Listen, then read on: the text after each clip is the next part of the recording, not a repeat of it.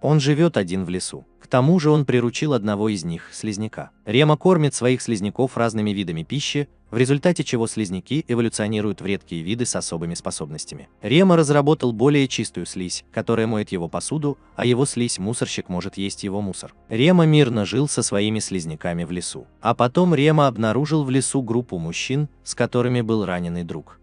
Рема захотел им помочь. Рыцари настороженно относились к Реме первому, поэтому Рема попытался сказать им, что у него есть лекарство. Рема уже давно не разговаривал с людьми и не знал, как правильно произносить предложение. Затем он показал рыцарям свое лекарство, и один из рыцарей проверил его действие. Затем один из мужчин поблагодарил его, и Рема пригласил всю группу к себе домой. После этого Рема повел их к себе домой, и рыцари были удивлены тем, что в детстве Рема жил один в лесу.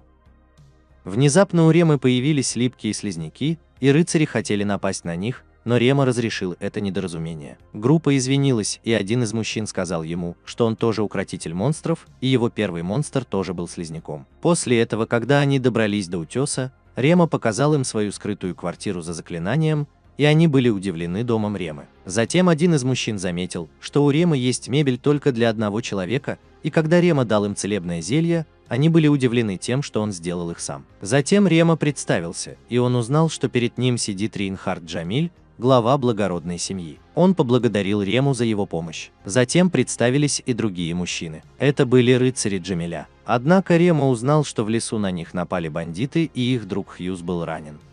После этого Рейнхард захотел узнать, где он научился магии. Рема сказал им, что научился этому у своих бабушки и дедушки. Он сказал им, что они скончались 3 года назад, и в результате он живет один. Рейнхарду история Ремы показалась печальной, и он не хотел, чтобы ребенок жил один в таком опасном лесу. Рема сказал, что в этом нет большой проблемы, поэтому волшебница Камила показала Реме волшебный предмет, чтобы проанализировать его способности. Причина была в том, что они хотели убедиться, что Рема сможет самостоятельно справиться с лесом. Они заметили, что Рема обладает очень сильной психической устойчивостью, и это их беспокоило. Вслед за Рейнхардом я хотел придумать план, как он может позаботиться о Реме. Поэтому Рейнхард решил вернуться к себе домой и посоветоваться со своей семьей о ситуации, в которой оказался Рема. Когда Хьюз пришел в себя, они попрощались с Ремой и поблагодарили его за оказанную огромную помощь. После этого Рема почувствовал себя виноватым из-за того, что не смог сказать им правду о том, что его бабушка и дедушка не умерли. По правде говоря, Рема жил в Японии и был перегруженным работой офисным работником. Ему каждый день приходилось работать сверхурочно, и он умер от переутомления. А потом боги сообщили ему об этом, и они были удивлены,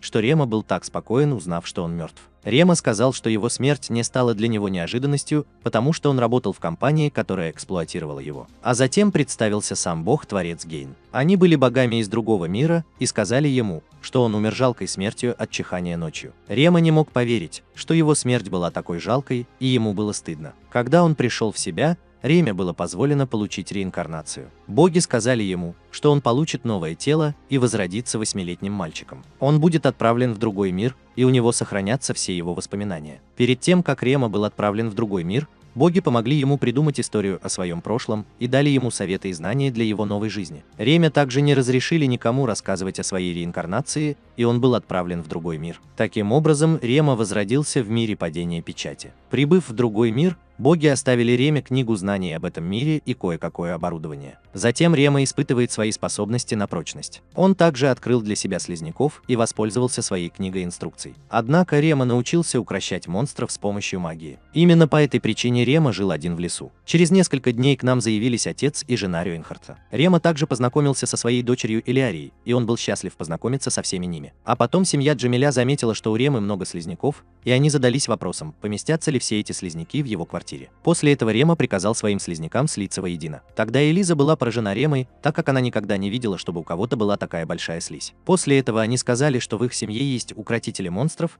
и Элиария захотела приручить своего первого слизняка. К сожалению, в лесу они так ничего и не нашли, поэтому попросили Рему показать им это. Рема показал им на карте, где появляются слизняки. А еще Элиария хотела посоветоваться с Ремой по поводу слизняков, так как она не так уж много знает о слизняках. Причина была в том, что у Ремы были неизвестные слизняки, которых никогда раньше не существовало. Поэтому Рема представил 2 своих недавно созданных слизняков, а именно слизь мусорщика и слизь очистителя. Все были удивлены более чистой слизью, так как ее слизь могла мгновенно удалять очень стойкие загрязнения. Кроме того, Рема показал семье Джамиля, что слизняки безвредны и питаются только грязью. Следуя за Илиарией, захотел поймать слизь, которая эволюционирует в более чистую слизь. Она спросила его об условиях развития такой слизи, но Реме было неудобно, и он рассказал мужчинам об условиях первого уровня. Когда Хьюз объяснила женщинам, что она должна кормить слизь их грязной водой из ванны, все женщины покраснели. Так что все отвесили Хьюзу пощечину, и в следующий раз он научился быть более чувствительным. Илиарии было неудобно привлекать слизняков своим потом в воде, но она была полна решимости поймать одного из них самостоятельно. Рема по своей прошлой жизни знал, что делать все в одиночку очень трудно, и она пожелала Илиарии удачи в ловле слизи. Затем она отправилась в путь с ведром, полным грязной воды, и к вечеру ей удалось укротить свою первую слизь. Вечером Рему спросили, не хотел бы он попутешествовать с семьей Джамиль,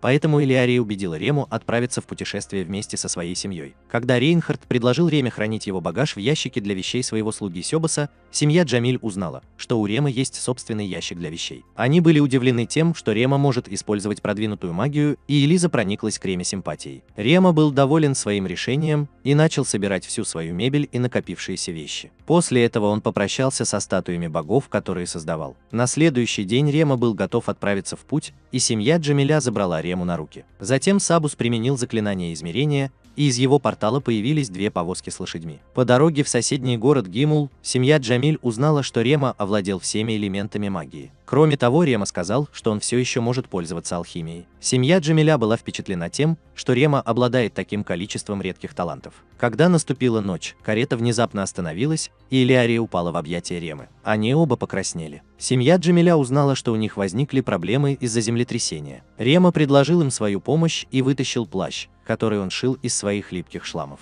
Затем Рема рассмотрел проблему и создал барьер, который защищает их от промокания под дождем. После этого Рема применил заклинание земли и превратил землю в кирпичи. Рема использовал свои слизняки и смог решить эту проблему. Рема произвел на всех большое впечатление, и они поблагодарили их, потому что были действительно счастливы, что Рема сопровождал их в этом путешествии. Утром Рема прибыл в город Гимель и посетил новый город в первый раз с тех пор, как он возродился в мире Сефал. Затем Рема отправился в церковь вместе с семьей Джамиль. Они хотели узнать статистику Ремы и сделать ему удостоверение личности. После этого Рему отвели в комнату, где он создал свое удостоверение личности с помощью хрустального камня. Рема был призван к богам, и они были счастливы снова поговорить с Ремой. Рема думал, что он снова умер, но боги объяснили ему, что к ним было призвано только его сознание, а его тело не пострадало. Рема узнал, что он всегда может поговорить с богами в церкви. А затем боги вознесли хвалу Реме, так как им показалось удивительным, что он приручил всех новых слизняков и смог создать неизвестных слизняков, таких как чистильщики и мусорщики. Кроме того, Рема узнал, что один из предков семьи Джамиль тоже прибыл с земли. В то время это была совсем юная девочка. Она тоже была послана богами в Синфол, который изобрел укрощение чудовищ. Они вступили в брак с семьей Джамиль, и поэтому тоже находятся под покровительством богов, как и Рема. Кроме того, Рема узнала, что Илиария обладает способностями, подобными способностям ее земных предков. Рема был рад за свою подругу, что она наделена большим талантом. После этого боги сказали, что на земле появилось несколько народов. Однажды они послали в этот мир Атаку, который пожелал обладать сильной магией. Он был чрезвычайно силен, но так и не смог преодолеть свои страхи, связанные с прошлой жизнью Атаку, и прожил скучную жизнь. Боги были счастливы, что Рема стал другим и пробует много нового. Рему похвалили, и они поблагодарили его за то, что он так много развлекал их. Еще до того, как Рему отправили обратно, он узнал, что другие боги тоже проявляют к нему интерес. Когда сознание Ремы вернулось в его собственное тело, была передана передача его статуса, и он узнал все значения своего статуса. Позже, в поместье Джамиля, Реме было рекомендовано вступить в гильдию. Кроме того, Элиза сказала, чтобы он заботился о себе, чтобы другие не воспользовались им в своих интересах. Причина была в том, что Рема обладал слишком особыми способностями, необычными для его возраста. Однако Илиария захотела узнать побольше о магических способностях Ремы. Илиария восхищалась Ремой за то, что он так хорошо владел магией. К сожалению, Илиария не была настолько искусна в этом, и Рема предложил им вместе практиковаться в магии в свободное время. Илиария была очень рада предложению Ремы практиковаться вместе. На следующий день Рема направлялся в гильдию Темер с семьей Джамиль, поэтому Илиария записалась в качестве укротитель чудовищ. Но у Ремы возникла проблема, потому что ранг определяется силой монстра. Рема – укротитель слизи, и он не смог попасть в гильдию из-за слабых слизняков. Так вот Рейнбаху пришла в голову идея, чтобы Рема вступил в гильдию авантюристов, потому что это больше подходит Реме. Однако Реме пришлось продемонстрировать свои боевые навыки, чтобы быть принятым в гильдию авантюристов.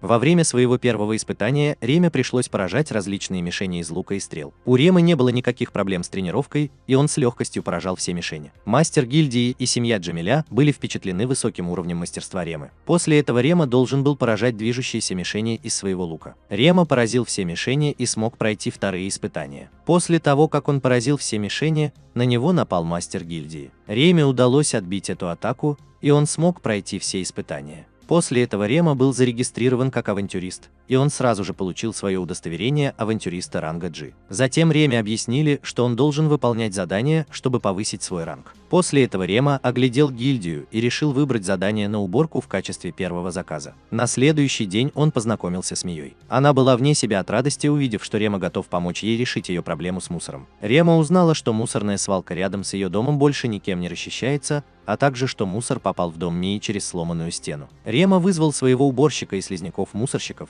и приказал своим слизнякам-мусорщикам съесть весь мусор. После того, как мусор был убран, Рема использовал своих слизняков-чистильщиков для уборки свалки. Он также починил стену мусорной свалки и дом Мии своими липкими слизняками. Рема смог быстро выполнить свое первое задание, и Мия была чрезвычайно довольна помощью Ремы. Она заплакала от радости и поблагодарила его. После этого Рема попрощался и отправился в гильдию за своей наградой. Рема получил огромную награду в гильдии, и он узнал, что Мия увеличила вознаграждение за его хорошую работу. А потом ему позвонил мастер гильдии Уорган. Он похвалил Рему за то, что до сих пор никому не удавалось навести порядок на свалке. После этого Реме было дано специальное задание, так как Варган спросил, может ли Рема почистить ямы общественных туалетов. Рема узнал, что никто не принимает участие в этом задании, потому что эта работа исходит от городского правительства. Они очень скупы, и обитатели трущоб, которые обычно отвечают за эту работу, отказываются от нее. Причиной тому были плохие условия труда. Услышав о плохих условиях труда, Реме пришлось вспомнить о своей прежней работе. Рема согласился на это задание и хотел помочь Уоргану разобраться с этой проблемой. Кроме того, Реме пришлось рассказать о плохих условиях жизни в присутствии семьи Джамиль. Вечером Рема сообщил о своей работе семье Джамиль. У Рёйнхарта возникло подозрение, что один из членов городского правительства растрачивает деньги,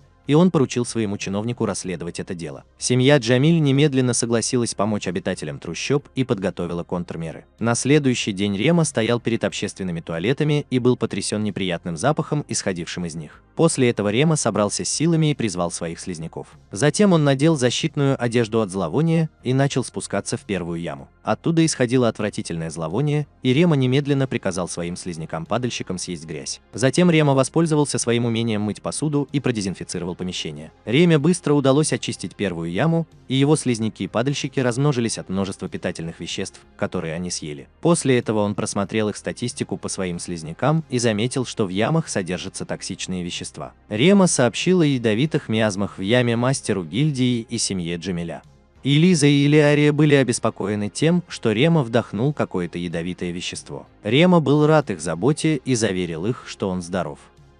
Затем Уорган и семья Джамиля захотели, чтобы Рема прервал миссию из-за опасных веществ, содержащихся в ямах. Рема хотел продолжить работу, потому что туалеты представляют опасность для жителей города. Семья Джамиля пыталась отговорить Рему от опасной работы, так что Рема продемонстрировал свою высокую устойчивость к ядам, которой он обладал. В результате семья Джамиля приняла его решение продолжить выполнение этого задания. На следующее утро гильдмастер Варген отправил еще несколько искателей приключений на помощь Реме. Так что Рема позаботился об очистке ям, в то время как искатели приключений охраняли входы в ямы, чтобы никто не заболел от ядовитых веществ. Рема становился все быстрее и быстрее в очистке ям, потому что слизняки размножались, и, владея одним из них, слизняками-падальщиками, они могли сливаться вместе, образуя королевская слизь. Пока Рема занимался уборкой, и Лиза и Илиария каждый день приносили Реме зелье и обед. Рема усердно трудился, и другие искатели приключений были поражены тем, насколько трудолюбив Рема. Через 3 дня Рема закончил расчистку ям и сумел удалить все ядовитые вещества.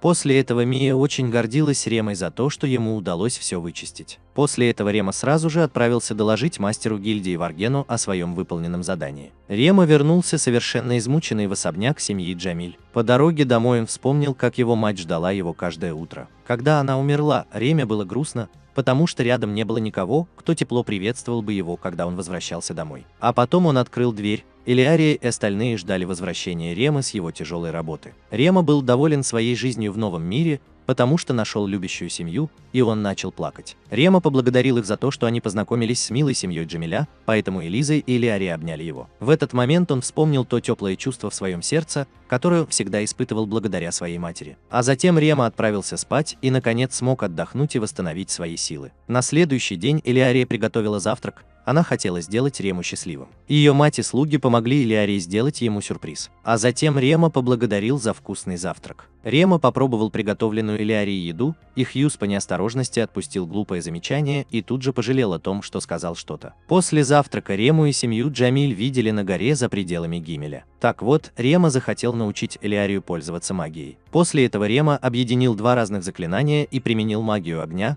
которая красиво заискрилась. Элиария была впечатлена. Затем Рема также показал возможные заклинания с использованием магии воды. Так вот, Рема создал пузыри, которые летали вокруг них, и Элиария захотела выучить его заклинание. Вслед за ним Элиарии тоже удалось создать мыльные пузыри. К сожалению, они тут же лопнули. Так что Рема дал ей совет, и она попыталась воплотить его в жизнь. Элиария снова попробовала это заклинание и теперь тоже могла пускать мыльные пузыри. После этого Рема показал еще одно заклинание, и он создал большой мыльный пузырь, который не лопнул. Все были поражены этим пузырем, и им доставляло удовольствие играть с ним. А затем Рема захотел показать Элиарии больше способов применения магии. Затем Рема наполнил пузырь водой и смог придать форму тела своего пузыря различным животным, так что он сформировал рыбу, которая плавала в небе. Элиария поблагодарила Рему за его замечательные идеи. Затем Элиария попрактиковалась в использовании только что выученных заклинаний. После этого мы видим Рему, он также выучил новые заклинания у волшебницы Камилы. Он создавал огненные стрелы с помощью своей магии, и Рема с легкостью смог выучить заклинание «Огненная стрела». Затем он выучил и другие сильные заклинания, так что ему удалось выучить все заклинания всего за один день, и ему было очень весело учиться всему. Рема выучил много заклинаний, и Камила была поражена тем, что Рема смог выучить все заклинания за такое короткое время. А потом появился Сабас. Он хотел научить Рему космической магии. Сабас узнал, что Рема может использовать магию телепортации. В результате Сабас увидел в Реме большой потенциал и захотел научить его первому варп-заклинанию. Затем Рема выучил еще несколько заклинаний от Сабаса. Однако Сабас смог научить его множеству полезных заклинаний, таких как измерение дома или ящик с предметами. Вслед за Ремой он практиковался до самого вечера, и ему удалось овладеть всеми заклинаниями, показанными Сабасом. Вечером Себас гордился Ремой и поздравил его. После этого Рема и Себа воспользовались варпом и вернулись к остальным. На следующий день Рема и семья Джамиля отправились на заброшенную шахту в Северном Гимеле. Причина была в том, что Элиарии следовало набраться боевого опыта, потому что, будучи дворянкой, в будущем ей, возможно, придется сражаться с монстрами или бандитами. Кроме того, Рема узнал, что Элиарии придется посещать школу после их путешествия. После того, как они прибыли на шахту,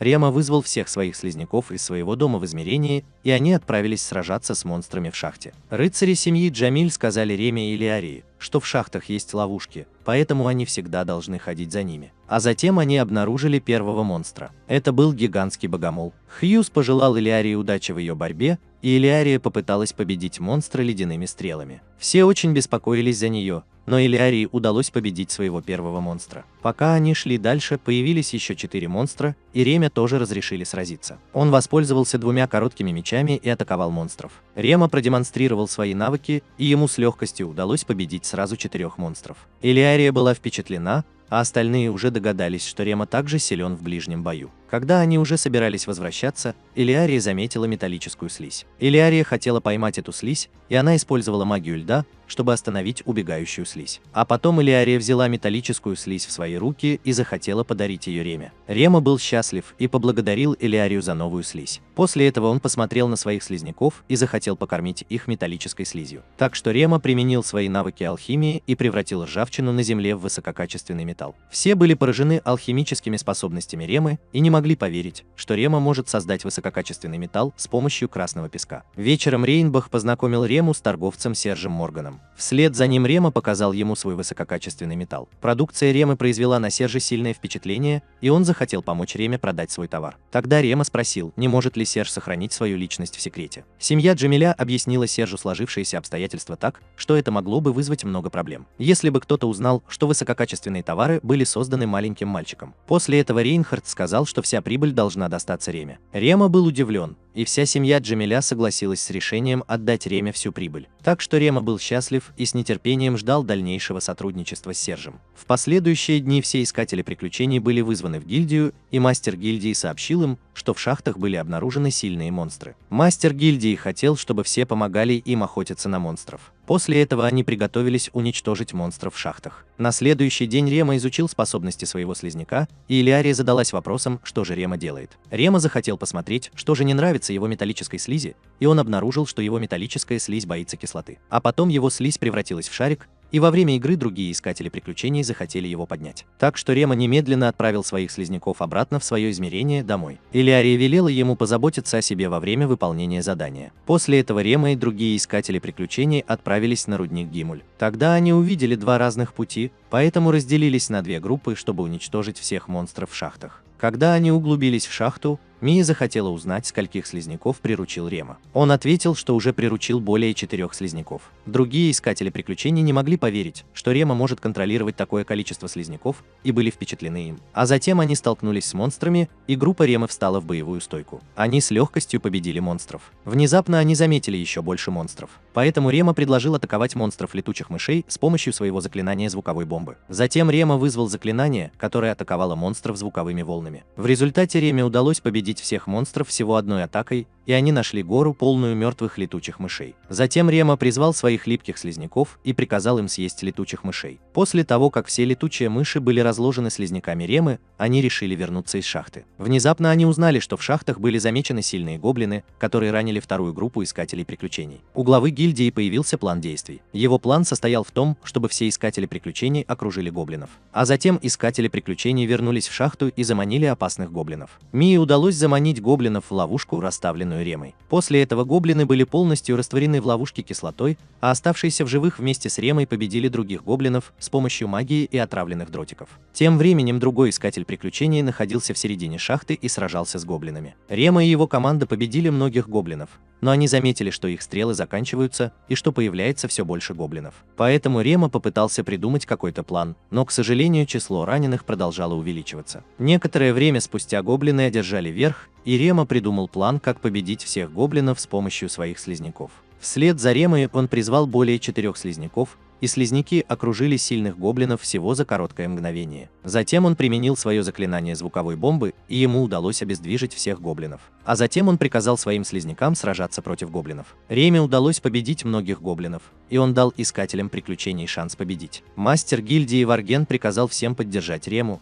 и у них была высокая мотивация победить гоблинов. В результате Реме и его слизнякам удалось убить гоблинов. Когда они уже собирались отпраздновать свою победу, появился предводитель гоблинов, гигантские гоблины прятались. А командир гоблинов привел с собой свиней гоблинов в качестве подкрепления. Рема немедленно приказал своим слизнякам атаковать, и им удалось победить всех сильных гоблинов. После их схватки слизняки растворили останки гоблина, и Рема попросил всех встать вокруг него. Затем Рема использовал свои более чистые слизняки, и они съели грязь, созданную гоблинами. Рема узнал, что грязь гоблинов трудно отмыть, и Мия похвалила Рему. Как только Рема вернулся на улицу, он узнал от исследователя монстров Лапина, что его слизняки эволюционировали. Я узнал, что теперь его целебные слизняки могут использовать высокое исцеление. После этого появились все искатели приключений, которые поблагодарили Рему за его большую поддержку сегодня. Рема был счастлив, и они смогли успешно выполнить свою миссию. На обратном пути другие искатели приключений узнали, что целебные слизняки пьют только воду и используют фотосинтез для получения своих питательных веществ. Они также узнали, что целебные слизняки очень слабы. Все говорили, что были удивлены тем, насколько Рема силен в обращении со своими слизняками, и все они восхищаются им. Когда наступила ночь, Рема захотел сменить Джеффа, он еще не устал, и Рема составил ему компанию. Джефф сказал, что Рема может отдохнуть вместе с другими искателями приключений. Следуя за Ремой, он вспомнил, как провел время в одиночестве в лесу, и был рад познакомиться с семьей Джамиль. Кроме того, благодаря им ему удалось познакомиться со столькими приятными людьми. Когда Рему высадили у дома, Мия подбодрила его и посоветовала открыть собственную прачечную. А затем Рема рассказал семье Джамиля своей успешной миссии на шахте. Они были удивлены, узнав, что в шахте находилось 2000 гоблинов.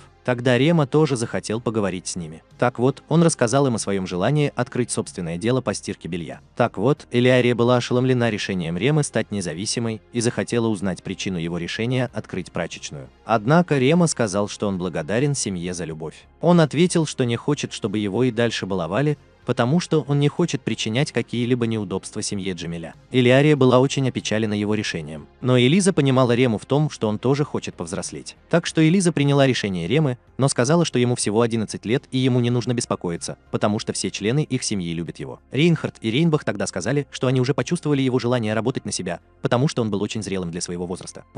Тогда семья Джамиля сказала, что они позволят им стать топ-менеджерами. Поэтому они поставили условия для Ремы, чтобы он регулярно писал письма семье Джамиля.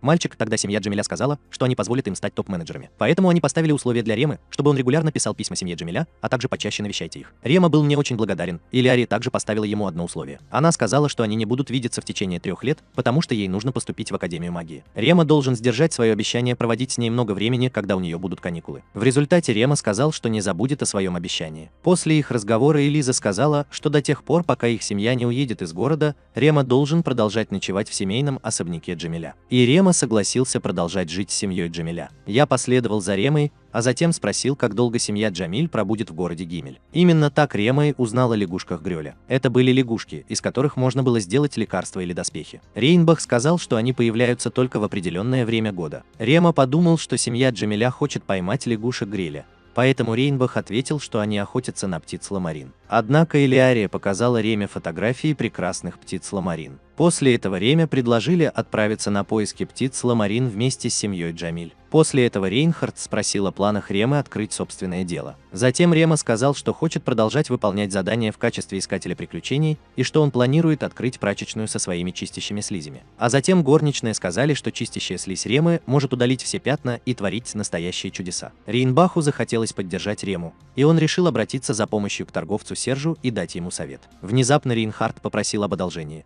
Он хотел, чтобы Рема время от времени проверял шахты, чтобы там больше не гнездились монстры. На следующий день Рема навестил Сержа и попросил совета открыть его прачечную. На Сержа произвели большое впечатление его средства для очистки шламов, и он увидел светлое будущее для бизнеса Ремы. Серж рекомендовал Реме зарегистрироваться в гильдии торговцев, которая может оказать ему поддержку. А потом Серж захотел показать Реме торговую гильдию, и они поехали в здание гильдии в экипаже. Сидя в экипаже, Серж сказал, что ему очень не терпится увидеть первый бизнес Ремы, и он сказал, что Рема всегда может обратиться к нему за помощью с вопросами. После этого Рема познакомился с гильдмастером Галиса из торговой гильдии. Именно тогда Галиса узнала о бизнес-плане Ремы, и ей понравилась его идея открыть прачечную с его редкими чистящими шламами. Так вот, она показала Реме регистрационные бланки. А еще она показала Реме дешевое место для строительства магазина. Позже мы увидимся с Ремой. Он был удивлен тем, что нашел идеальное место для своего магазина. Он рассказал Илиарии о своем решении, и Серж предложил ему позаботиться о оформлении документов за небольшую плату. Кроме того, Серж предложил Реме нанять работников для своего магазина. Внезапно Серж сказал Реме, что у него недостаточно знаний о том, как построить свой бизнес. В результате Серж захотел познакомить его с опытными менеджерами, которые могли бы помочь ему в его бизнесе. В последующие дни компания Рема приступила к строительным работам. Он использовал свои шламы и сразу же заложил фундамент своей прачечной. Так что Реме удалось организовать свою прачечную всего за короткое время,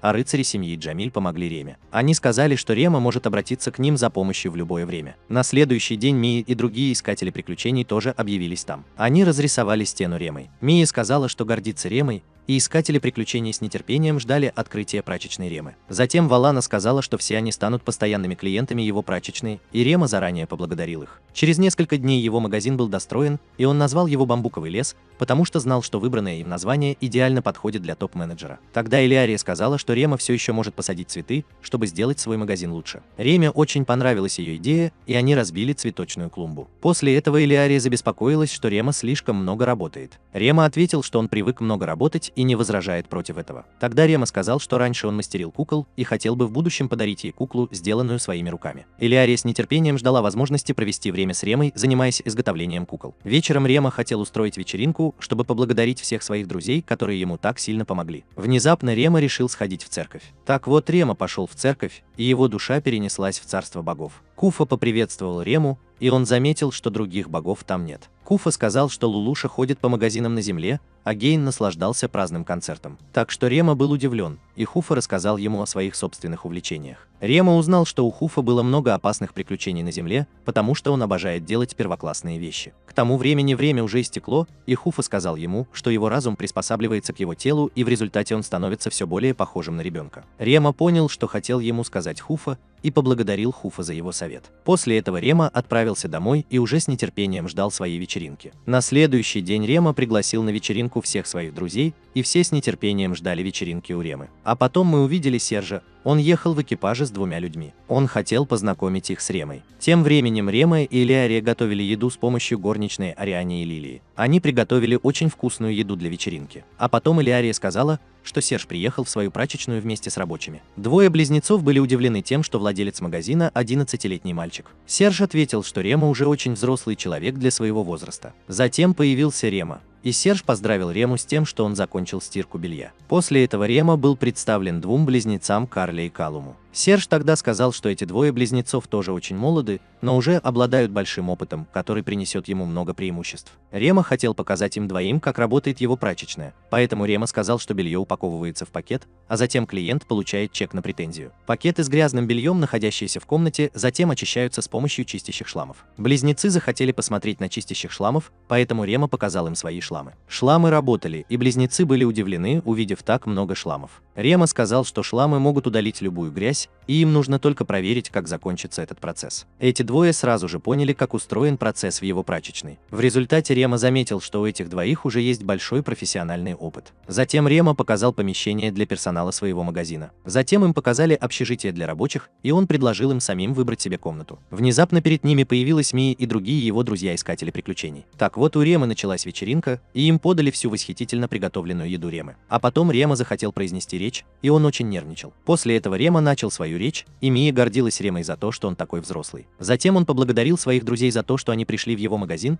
и пожелал всем очень весело провести время на вечеринке. Затем Морган и Галиса поговорили друг с другом, и Галиса сказал, что у Ремы большое будущее с его магазином прачечной. Тем временем Карла и Калум работали вместе, и Рема произвел на них сильное впечатление. После этого Рема захотел узнать, нравится ли семье Джамиля его еда. Рема был напуган, потому что семья Джамиля дворяне. Тогда Рейнхард сказал Реме, что дорого это не всегда значит вкуснее. А потом мы увидели Мию и Джеффа, им очень понравились блюда Ремы, и они не могли насытиться ими. А потом появилась Элиария с десертом, и все остались довольны испеченным им пирогом. Когда вечеринка закончилась, Рема поблагодарил близнецов за их помощь. Он опасался, что Карла и Калум могут не захотеть работать на маленького мальчика. Внезапно они сказали, что с удовольствием поработали бы с Ремой. Они увидели, какой Рема доверчивый и добрый человек, Рему похвалили, и им захотелось многому научиться у Ремы. Так что Рема с нетерпением ждал возможности поработать с 2 близнецами Карлой и Калумом. Впоследствии Рема заметил, что эти 2 считают его дворянином, потому что он живет с семьей Джамиль в особняке. Затем Рема объяснил ему это недоразумение, и Рема сказал, что он просто обычный искатель приключений. На следующее утро у Ремы начался первый рабочий день. Затем появились Калум и Карла. Так вот, они вместе с Ремой и Илиарией ухаживали за магазином. После этого Рема захотел пойти в гильдию и сообщить им, что его прачечная теперь открыта. Илиария тоже ушла.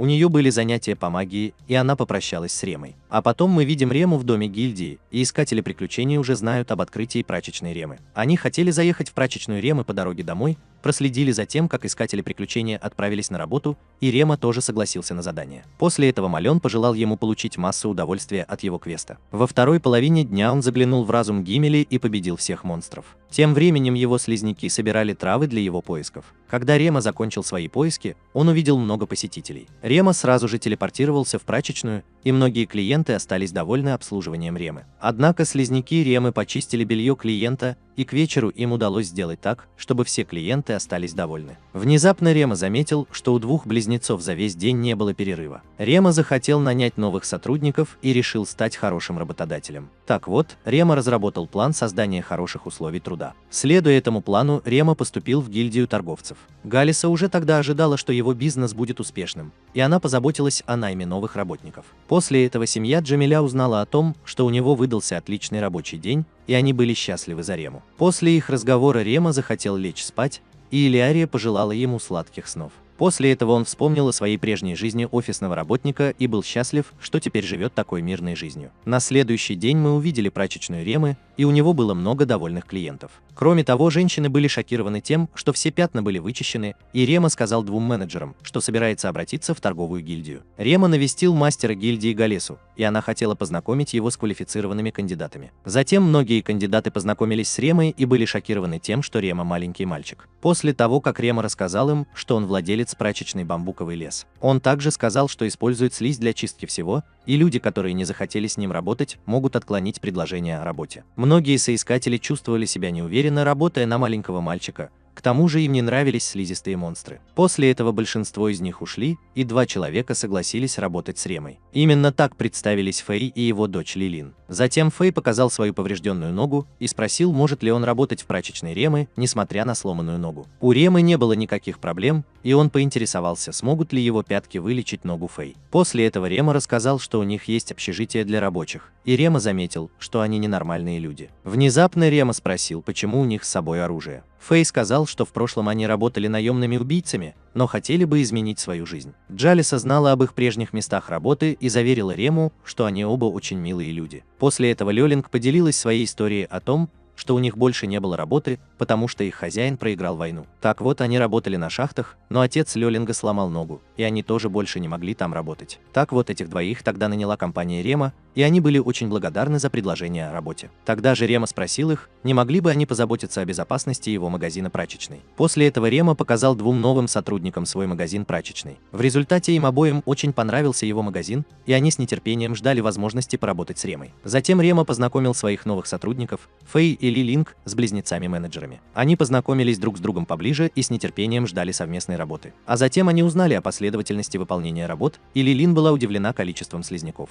Вот так закончился первый рабочий день для его новых сотрудников, а на второй день Рема обнаружил, что у них снова появилось много клиентов. После этого Карла и Калум должны были взять на себя управление финансами его прачечной, а Рема хотел вылечить травму Фэй. Так что они последовали за Ремой в соседнюю комнату, и Рема вызвал своих слизняков из своего дома в измерении. Однако сломанная нога Фэй была исцелена одной из слизей Ремы. После этого Фэй была рада, что снова может ходить, и Лилин тоже была счастлива. Так вот, они оба поблагодарили Рему за его исцеление, потому что обычное лечение обошлось бы им слишком дорого. Кроме того, Рема узнала о плохих условиях труда в их родной стране, и они были рады познакомиться с таким милым мальчиком, как Рема. Позже Рема показал им их новый дом, и они остались очень довольны своими комнатами. К концу дня Рема был удивлен полученными доходами, так что менеджеры-близнецы сказали, что его бизнес идет очень успешно. Они хотели убедить Рему начать подумывать о создании филиалов в других городах. Так что Рема подумал об их совете открыть второй магазин. А потом Рема сказал, что Лилин и Фэй также несут ответственность за сохранность белья. Так что Рема повысил им зарплату за дополнительную работу, и они были ему очень благодарны. На следующий день Рема снова отправился в свою прачечную, и Элиария захотела помочь ему с его делами, но ей нужно было собираться в школу. А затем мы видим прачечную Ремы и ее сотрудников, усердно работающих вместе со слизняками. Тем временем Рема испек пиццу, а во время перерывов подавал их сотрудникам приготовленные им блюда. Они были очень довольны вкусными блюдами и поблагодарили его. После этого мы увидели Мию и других искателей приключений. Они были счастливы, что их одежда была немедленно почищена чистящими слизями Ремы. Вечером прошел 3-й рабочий день, и доход Ремы снова удвоился. А потом Рема обнаружил, что у них тоже появилось много новых клиентов. Вслед за этим Рема планировал нанять еще больше сотрудников для оказания им поддержки. Он также хотел нанять повара для своих сотрудников в качестве награды за их усердную работу. Все сотрудники хвалили Рему за то, что он отличный начальник. После этого Рема посетил гильдию торговцев. Он сказал Галисе, что ему нужно больше сотрудников, а также повар. Галиса был поражен тем, что Рема создал такие замечательные условия труда в своем бизнесе. На следующий день Рема познакомился с 3 женщинами, и они были впечатлены тем, что Рема сумел добиться успеха в своем бизнесе в столь юном возрасте. Затем он познакомился с поварихой Сельмой, и Рема с нетерпением ждал их будущих рабочих отношений. Внезапно Джалеса дала ему совет, чтобы Рема тоже открыл вторую прачечную. В последующие дни новые сотрудники познакомились со своим распорядком дня, и Рема привык вести свой собственный бизнес. Рема стал одним из лучших специалистов в своем бизнесе и подумывал об открытии еще одного магазина. Тем временем семья Джамиля наблюдала за тем, как Рема усердно трудится, и они очень гордились им за то, что он самостоятельно успешно руководил прачечным бизнесом. На следующий день Рема навестил своего друга-торговца Сержа. Он поздравил Рему с успешным первым бизнесом. Затем он спросил, не может ли он производить водонепроницаемую одежду в дополнение к своим замечательным изделиям, которые он всегда создает. Серж сказал ему, что скоро начнется сезон лягушек-гриля. В результате он захотел поддержать искателя приключений. Так вот, Рему попросили сшить непромокаемую одежду, и Рема ответил, что он может изготовить целую кучу непромокаемой одежды. После этого мы видим Элиарию в спальне Ремы. Рема кормил обычную слизь обычной слизью. Элиария узнала, что Рема пытается создать новую металлическую слизь, скармливая ее им. Кроме того, Рема сказал, что хотел бы позже изготовить водонепроницаемый гарм в заброшенной шахте. Элиария хотела отправиться вместе с ним на заброшенную шахту. Затем она распаковала скрипку, и Рема узнал, что для того, чтобы приручить лемурских птиц, она должна играть музыку и дать им концерт. Причина в том, что если птицам понравится музыка, их будет легче приручить. Тогда Элиария сыграла на своей скрипке прекрасную музыку. Рема и все его слизняки наслаждались музыкой Элиарии. А потом Рема сделал водонепроницаемые гармы с помощью своих слизняков. Через некоторое время они закончили работу, и гарму нужно было высохнуть. Так вот, Рема захотел сделать Элиарии куклу. Затем Рема применил свою магию и превратил глину в куклу. Рема создал самодельную куклу, похожую на Элиарию. Она была очень рада подарку Ремы. Когда они вместе вернулись домой, Рема показал кучу своих самодельных кукол, похожих на семью Джамиля и их друзей. Все были поражены талантом Ремы, и родители Элиарии посоветовали ей взять кукол в свою новую школу в качестве талисмана на удачу. Элиарии понравилась их идея, и она захотела еще одну куклу, похожую на ее возлюбленную Рему. На следующее утро Рема был в своей прачечной, и в его магазине было много покупателей. Затем он вернулся на шахту Гимель, чтобы изготовить еще больше водонепроницаемых гармов. А потом он решил обучить своего слизняка боевой подготовке. Именно так слизняки учились сражаться, и он также тренировался со своим огромным королевским слизняком. А еще он посмотрел на силу своих слизняков. Позже его слизь внезапно эволюционировала, и это был уже не Пикачу, а железный слизняк. Вслед за Ремой я понял причину того, что он превратился в железного слизняка. Затем он проанализировал железные пески и понял причину, по которой он не превратился в металлического слизняка. В тот вечер, когда мы увидели Рему в его прачечной, появилась Фина. Она сказала, что его чистящие средства для слизи действительно великолепны. Внезапно они размножились, и она была удивлена появлением слизи. После этого рабочие захотели показать Реме его продажи, потому что прибыль Ремы утроилась по сравнению со вчерашним днем. Близнецы Карла и Калум сообщили, что многие компании рекомендовали ему прачечную. Другие сотрудники также говорят, что всем клиентам очень понравились его услуги по уборке, и Рема поблагодарил их всех за хорошую работу. Затем Рема спросил, счастливы ли они работать в бамбуковом лесу. Все согласились с тем, что Рема отличный начальник, и Рема заметил, что он забыл дать своим сотрудникам выходные дни. Он боялся, что его сотрудники будут переутомляться. В результате Рема извинился, но сотрудники не знали, за что он перед ними извинился. После этого они обрадовались выходным дням, потому что в мире многие работодатели злые люди, которые только и делают, что пытаются эксплуатировать своих работников. Девочки также сказали, что некоторые менеджеры компании подвергали женщин сексуальному насилию. Рема был шокирован тем, что в этом мире тоже есть плохие работодатели, и он хотел хорошо относиться к своим сотрудникам. На следующий день Рема посетил гильдию искателей приключений, и Мален поздравил его с большим успехом в стирке белья. Однако Рема узнал, что группа искателей приключений из другого города поймала редкую слизь. Они хотели продать эту редкую слизь, но никто не был заинтересован в ее покупке. Мален рассказал Реме о местонахождении группы искателей приключений. Так вот, он нашел искателей приключений в баре, и они попытались забыть о своем разочаровании алкоголем. Затем Рема представился им, и один из искателей приключений был в плохом настроении. Рема знал об их проблеме, и пьяный искатель приключений подумал, что Рема смотрит на него свысока. Ему сразу же захотелось напасть на Рему. Внезапно он заплакал, потому что они приехали в Гимель из далекого города и не смогли продать эту слизь. Шин, лидер группы, извинился перед Ремой за грубое поведение своего друга. После этого Рема сказал, что хотел бы купить редкую слизь, так как он укротитель слизи.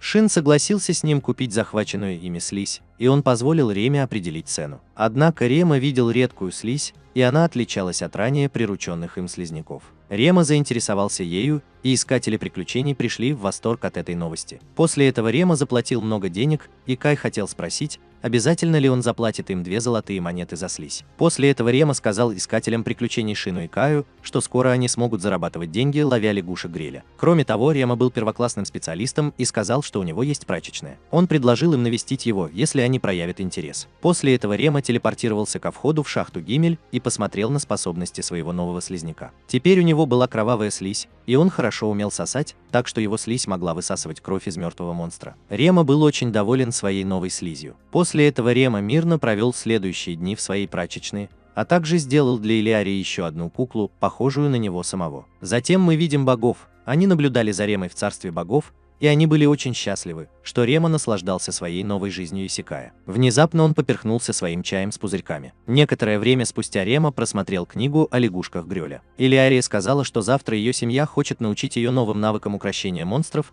и она предложила Реме составить ей компанию. В результате Рема была очень рада узнать больше об укрощении монстров вместе с Элиарией. На следующий день недалеко от шахты Гимель семья Джамиля решила научить 2 детей новым навыкам укрощения монстров. Затем Элиза спросила, как много они знают об укрощении монстров. Элиария ответила, что, обладая навыками укрощения монстров, они могут позаимствовать силы прирученных монстров. Кроме того, они могут общаться с монстрами с помощью своей магии. Затем Элиза сказала, что хочет научить их магии, которая может разделять чувства монстра. Вслед за Ремой я узнал, что он может использовать общее ощущение заклинания. В результате этого он также может рано распознать опасность. Рейнхард тогда сказал, что это заклинание очень трудно выучить, и что сегодня им следует попрактиковаться с птицами из экипажа. Элиария хотела попрактиковаться со слизняками, поэтому ей сказали, что слизняки непригодны для этого, так как они не могут ощущать вкус, видеть или обонять с помощью своих органов чувств. Затем они вдвоем сразу же приручают двух птиц, так что им обоим удается приручить монстров птичьего типа. После этого Рема и Элиария должны попытаться почувствовать свою связь между птицами. Рема сосредоточился, и ему сразу же удалось поделиться своими ощущениями с прирученной птицей. Рема сказал, что это было странное ощущение, поэтому Рейнхард дал ему несколько советов. После того, как Рема научился лучше использовать этот навык, Элиарии также удалось поделиться своими ощущениями с птицами. Эти двое очень быстро научились этому, и взрослые были впечатлены тем, что Рема и Элиария смогли с легкостью овладеть этими навыками. Рема быстро привык к этому странному ощущению, потому что в прошлой жизни у него была гарнитура виртуальной реальности. После этого Элиза спросила, не в первый ли раз он приручает новый вид монстров.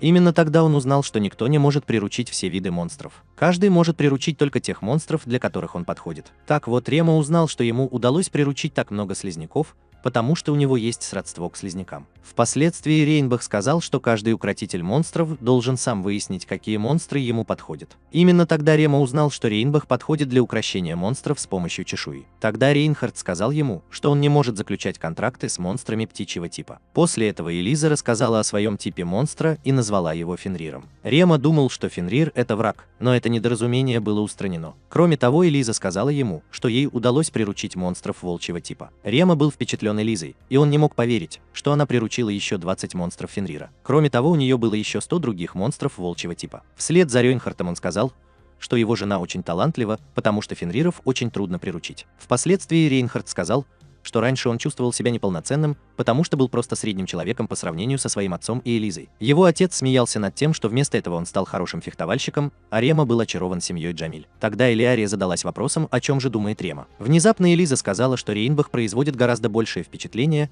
потому что он приручил группу драконов. Именно так Рема узнал, что половина прирученных им монстров – драконы. Рейнбах сказал, что ему просто повезло, и его первым монстром был предводитель драконов. В результате ему также удалось приручить всю свою группу, но он редко может позвать их на помощь, потому что они слишком могущественны. Именно тогда Рема узнал, что его дракон живет в горах и защищает людей от опасностей. Затем Элиза сказала, что ее Фенрир живет в лесу, и Рейнхард объяснил Реме, что сильным монстрам трудно найти подходящее место для жизни. Через несколько дней мы видим, как Рема делает еще больше водонепроницаемых гармов, и он отправил их Сержу. После этого он отправился в гильдию искателей приключений, и его друзья с нетерпением ждали сезона охоты на лягушек Греля. Они сказали, что могут использовать материалы монстра для изготовления ценных лекарств и снаряжения. Затем у них возник вопрос к Реме, потому что они хотели узнать больше о его рабочей одежде. Валана и Мазелия хотели избежать того, чтобы испачкать свою одежду, поэтому Рема ответил, что компания Морган продает рабочую одежду. Его друзья поблагодарили Рему за предоставленную информацию. Они сразу же решили навестить Сержа, чтобы купить рабочую одежду. Вечером он узнал, что семья Джамиля хочет отправиться на озеро послезавтра,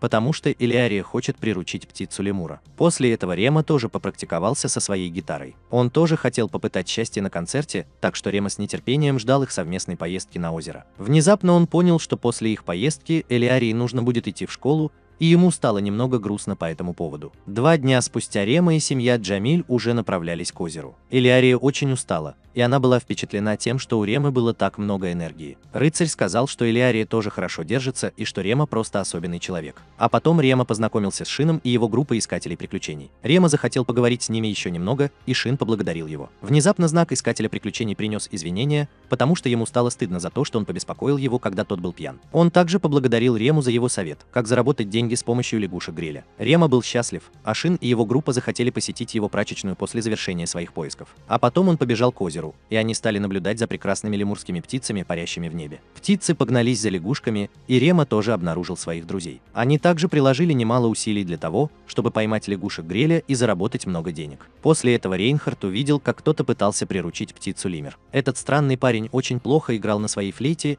и Рема захотел узнать, насколько важна хорошая музыка. Именно так Рема узнал, что если концерт проходит плохо, птицы выражают свою неприязнь и издают предупреждающий звук. Птицам не понравилась музыка со свистом, и мужчина разозлился и попытался напасть на них. Леморские птицы отбивались ветряными лезвиями, и искатель приключений убежал. Леморские птицы преследовали его и пытались убить. Реме вовремя удалось воздвигнуть стену. Внезапно леморские птицы издали крик, и все они испытали мучительную боль. На Рему не повлияла сильная магия, и он почувствовал, что причиной проблемы стала одна единственная леморская птица. Затем Рема использовал свою магию, чтобы изолировать особенную птицу, и ему удалось подавить шум в комнате. После этого птицы улетели, и Рейнхард приказал Камиле помочь раненым искателям приключений. После этого они поблагодарили Рему за то, что он спас их всех, и Рема захотел узнать, что случилось. Рейнбах объяснил Реме, что изгнанная птица была могущественной кошмарной леморской птицей. Эта птица очень редкая и к тому же может использовать темную магию. Рема пришел в ужас от того, что так много людей получили тяжелые ранения, и он вспомнил, что боги наделили его высокой сопротивляемостью. Благодаря этому у Ремы не возникло никаких проблем с атакой. После этого все искатели приключений получили медицинскую помощь, но, к сожалению, все леморские птицы бесследно исчезли. Элиарии захотелось поймать леморскую птицу, и она решила дождаться их возвращения. А потом мы увидели работников прачечной Ремы. Они работали и ждали ужина. Тем временем Лилин похвалила уборщиц-слизняков за их хорошую работу, а близнецы позаботились о стирке белья. А затем мы увидели, что Рема вместе с Элиарией ждали, надеясь, что птицы Лимер вернутся обратно. Внезапно она сказала, что скоро они больше не смогут видеться. Рема не знал, как ответить на ее печальные слова. Тогда он попытался подбодрить ее, но ее мать поддержала его в их разговоре. Элиария снова приободрилась, так что ей захотелось, чтобы Рема написал ей побольше писем. Внезапно появился резмастер Хьюз. Он дал ему совет, как завоевать сердце Элиарии. Рема был еще слишком неопытен в общении с девушками, и Рейнхард хотел защитить свою дочь. Тем временем Хьюз дразнил Рему тем, что целовал дерево. В результате Рема вырубил его за то, что он дразнил его. Элиария могла слышать их разговор и покраснела. После этого птицы-лемуры вернулись, и Рема хотел уйти подальше, чтобы не пугать птиц-лимеров, но Элиария сказала ему остаться, потому что его присутствие дает ей мужайтесь. Слежка за Элиарией началась с ее концерта для многочисленных лимерских птиц. Она играла прекрасную музыку, и птицы с удовольствием слушали ее расслабляющую мелодию. Все были очарованы ее музыкой, созданной ею самой, и они вместе наслаждались прекрасной мелодией. Затем к Элиарии подошли птицы Лемор, и Рема пожелала ей удачи в приручении их всех. В результате Элиарии успешно удалось приручить группу птиц Лемор, и она была очень счастлива. А потом Рема захотел попробовать приручить и нескольких птиц Лемор с помощью своей гитары. Так вот, Рема сыграл свою музыку для птиц Лемор, и они внимательно слушали. Рема был в полном восторге, и Хьюзу пришлось расплакаться из-за его прекрасной мелодии. Затем к нему подошла группа птиц Лемора, и кошмарной птице Лемора тоже понравилась музыка Ремы. Однако Рема тоже смог приручить птиц Лемора, так что он был в восторге от своих новых друзей-монстров. Элиарий и его друзья-искатели приключений гордились Ремой и поздравляли его с тем, что он приручил их. Все были счастливы, что им двоим удалось укротить таких сильных монстров. А потом Сабус заметил, что Элиария приручает блестящую птицу. Она обнаружила, что приручила редкую призрачную лимерскую птицу, обладающую легким родством. Тогда Рейнхард захотел погладить призрачную птицу, но блестящий покемон ему не понравился. После этого они вернулись в особняк и отпраздновали успешное приручение Элиарии и Ремой птиц Лемура. Кроме того, Элиария исполнила для них всех песню. После этого мы видим Рему, он был плейбоем, и ему удалось соблазнить Элиарию в свою спальню. Элиарии вдруг стало грустно, потому что вскоре ей пришлось распрощаться с жизнью в школе магии. Рема узнал, что дворяне должны ходить в школу, если им исполнится 12 лет. Тогда Элиария сказала, что она боится не завести друзей в школе, потому что обычные ученики ее боятся. Причина в том, что другие ученики – нормальные граждане, и к тому же она обладает очень сильной магией. Именно так Рема узнала, что однажды в возрасте 5 лет ее магия вышла из-под контроля, и она причинила боль другому мальчику. Мальчик боялся Элиарии, а Элиария боялась, что Рема тоже боится ее, услышав ее историю. Рема ответил, что он ее не боится, и подбодрил ее. Кроме того, Рема сказал, что он тоже другой, а Элиария сказала, что она никогда не будет его бояться. После этого Элиария захотела сделать ему прощальный подарок, поэтому она показала ему волшебное ожерелье с волшебным камнем. Рема не хотел принимать такой дорогой подарок, но Элиария убедила его сохранить его для нее. Это ожерелье должно было напоминать ему об их важном обещании встретиться снова. Так вот, Рема тоже хотел подарить своей возлюбленной Элиарии что-то особенное. Затем Рема дал ей слизь для чистки и слизь для сбора мусора. Она была в восторге от двух его слизей. На следующее утро семья Джамиля отправилась в путешествие в соседний город, и слуга сказал, что ему следует почаще навещать их, а также что он всегда должен много есть из овощей. А потом он попрощался с семьей Джамиля, и все они попросили его регулярно писать им письма. Элиарии было грустно из-за этого прощания, и она хотела, чтобы он перестал так вежливо разговаривать. А еще она сказала, что он может называть ее Элией вместо ее полного имени. А затем она сказала, что будет усердно учиться в школе, чтобы стать великой женщиной. После этого они попрощались, и их совместное приключение закончилось.